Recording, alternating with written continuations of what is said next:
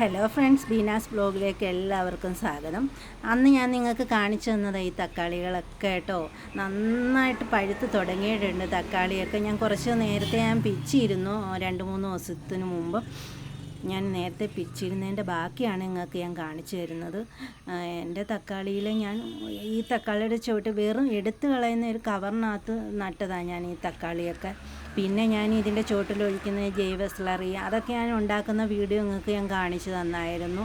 പിന്നെ ഞാൻ കഴിഞ്ഞ ദിവസം കഞ്ഞോളത്തിൽ കായം കലക്കി ഒഴിക്കുന്നത്, ഇതിൻ്റെ പൂക്കൾ ഒഴിഞ്ഞു പോകാതിരിക്കാനും പിന്നെ കീടങ്ങൾ വരാതിരിക്കാനും ഒക്കെ കായം കലക്കി ഒഴിക്കുന്നതും ഞാൻ കാണിച്ചു തന്നായിരുന്നു കഞ്ഞിവെള്ളത്തിലും.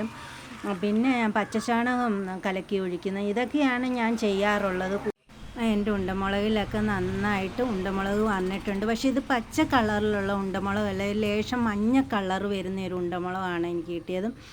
എന്നാലും ഞാനിത് കുറച്ച് വളർന്നു കഴിഞ്ഞപ്പോൾ ഇതിൻ്റെ പൂവൊക്കെ പൊഴിഞ്ഞു പോകുമായിരുന്നു. പിന്നെ ഞാൻ കഞ്ഞിവെള്ളത്തിൽ കായമൊക്കെ കലക്കി ഒഴിച്ച് അങ്ങനെ ആഴ്ചയിൽ 1-2 ദിവസമൊക്കെ ചെയ്തപ്പോൾ എല്ലാം റെഡിയായി. ഇപ്പോൾ ഇഷ്ടം പോലെ മുളക് പിടിക്കുന്നുണ്ട്, എനിക്ക് വളരെ സന്തോഷമുണ്ട്. എൻ്റെ ഈ വീഡിയോ ഇഷ്ടമായി നിങ്ങൾ ലൈക്ക് ചെയ്യണം, ഷെയർ ചെയ്യണം, സബ്സ്ക്രൈബ് ചെയ്യണേ പ്ലീസ്.